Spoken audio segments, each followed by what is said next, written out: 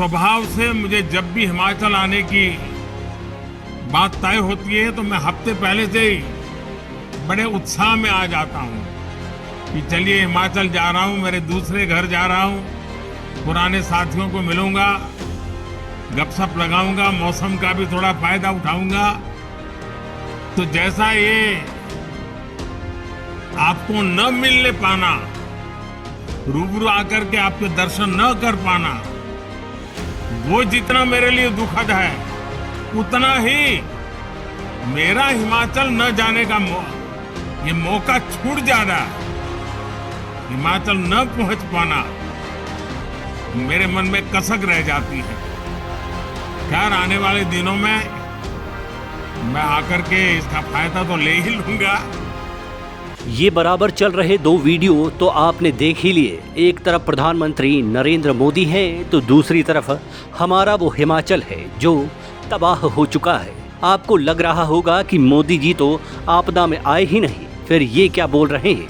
तो हकीकत ये है कि मोदी साहब का ये तब का भाषण है जब उन्होंने हिमाचल में एक चुनावी जनसभा को संबोधित करने के लिए आना था, मगर मौसम खराब होने की वजह से वे आ ना सके थे।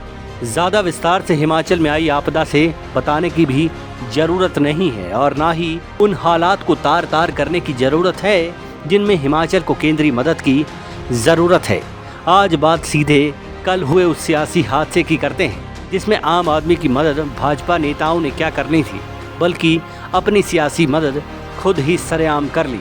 दरअसल बीते दिन यानी बुधवार को सदन में सुक्खू सरकार ने एक संकल्प रखते हुए सदन में बताया कि प्रदेश में बरसात से हुए नुकसान क्या क्या हुए हैं। साथ ही ये भी बताया कि इस आपदा के कारण प्रदेश को 12,000 करोड़ रुपए का नुकसान हुआ है। सुक्खू ने सदन में केंद्र से फौरी राहत के तौर पर मिली राहत राशि का हवाला भी दिया और आभार भी जताया, मगर जब विधानसभा अध्यक्ष कुलदीप सिंह पठानिया ने संकल्प को सदन में पारित करने की प्रक्रिया शुरू की तो सत्ता पक्ष ने इसका समर्थन किया और विपक्ष में बैठी भाजपा ने पूरी तरह से अपने मुंह बंद कर लिए।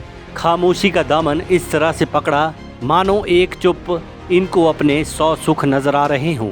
भाजपा के सियासी होंठ उस वक्त सिले जब प्रदेश की जनता की आत्मा दहाड़े मार कर रो रही थी, क्योंकि इस आपदा में 2,621 घर पूरी तरह तबाह हो चुके हैं। 12,000 से ज़्यादा घर नुकसान की चपेट में आ चुके हैं। लोक निर्माण विभाग को 2,941 करोड़ का तो IPH विभाग को 2,118 करोड़ रुपए के साथ विद्युत विभाग को 1,740 करोड़ रुपयों का नुकसान हो चुका है। लार्जी प्रोजेक्ट्स को NHAI की गलत कवायदों की वजह से 657 करोड़ का नुकसान दर्ज हो चुका है। सैकड़ों जिंदगियां खत्म हो चुकी हैं और हजारों आंखों में पानी थमने का नाम नहीं ले रहा। विपक्ष की आंखों में पानी तो दूर, रहम तक नजर नहीं आया। विपक्ष ने वजह बताते हुए कहा कि उसको संकल्प से कोई आपत्ति नहीं थी, बस आपत्ति थी तो संकल्प पत्र के उस प्रारूप से जिसमें हिमाचल सरकार ने प्रधानमंत्री नरेंद्र मोदी या केंद्र सरकार का आभार व्यक्त करने के लिए एक शब्द तक नहीं जोड़ा था। विपक्ष के इस रवैये पर आह भरे और वाह बोले, ये आप तय कीजिए। मगर आपको इस खबर में थोड़ा सा फ्लैशबैक में भी ले जाना ज़रूरी रहेगा। जब प्रदेश में भाजपा की सरकार थी तब पूरी दुनिया की तरह हिमाचल में भी कोरोना का कहर बरपा था। कोई दो राय नहीं है कि तब केंद्र सरकार ने हिमाचल को खुलकर राहतें बांटी थी। तो अब मदद करने में परहेज क्यों बरता जा रहा है? क्या मदद तभी आती है या मिलती है अगर हिमाचल में भाजपा की सरकार होती? आज जो सुक्खू केंद्र से मदद मांग रहे हैं, उन्होंने तो कोविड काल में भी अपनी 10 लाख की FD तुड़वाकर राहत कोष में दी थी और 1 साल का वेतन भी उनके साथ तत्कालीन विधायक राकेश सिंघा ने भी दिया था। इन लोगों ने तब तो अपने हाईकमान के जिक्र का फिक्र नहीं किया था, आम आदमी की खास जिंदगियों की परवाह की थी। अब भाजपा क्या सुक्खू और सिंघा जैसे नेताओं के चरित्र को हल्का आंक रही है? खैर, बड़ा सवाल ये है कि क्या सच में केंद्र की झोली हिमाचल के लिए खाली है? क्या केंद्र के खजाने में हिमाचली खाते से कोई भी एक नया पैसा नहीं है? केंद्र सरकार भी तो तमाम राज्यों से जमा किए हुए टैक्सेस से ही चलती है। अगर केंद्र के पास 1 रुपया जमा होता है तो 40 पैसे की हिस्सेदारी उसमें राज्य की रहती है। अब कहा जा रहा है कि केंद्र ने कोई मदद नहीं की। CM सुक्खू सदन में ऑन द रिकॉर्ड बोल रहे हैं कि केंद्र ने कोई मदद ऐसी नहीं की जो खास तौर पर राज्य में आई आपदा के लिए होती। जबकि भाजपा कह रही है कि केंद्र ने कोई कमी नहीं रखी है। इसके पलटवार में सुक्खू कह रहे हैं कि अगर केंद्र ने मदद की है तो भाजपा के विधायक उसे सदन के पटल पर लिखित में रखें। मगर हाल ये है कि बरसात में सब कुछ गवा चुके लोगों के लिए जमा जुबानी खर्च बताया जा रहा है। अब तक भाजपाई खाते से हुई मददों का जिक्र करें तो आधिकारिक तौर पर वो 13,80,000 रुपयों का योगदान ही सामने आ रहा है, जिसमें भाजपा विधायकों ने अपनी बेसिक सैलरी का 55,200 रुपया राहत कोष में दिया है। कांग्रेस के विधायक भी इसमें अछूते नहीं हैं। उन्होंने भी अपनी बेसिक सैलरी ही जमा करवाई थी। अन्य भत्ते भी वे भी भाजपा विधायकों की तरह देने से परहेज बरत गए थे। सिर्फ सीएम और कैबिनेट मिनिस्टर ने पूरा वेतन दान दिया है। अब ऐसे में ये सवाल उठता है कि क्या भाजपा आपदा में भी स्कोर सेटल करने में लगी हुई है।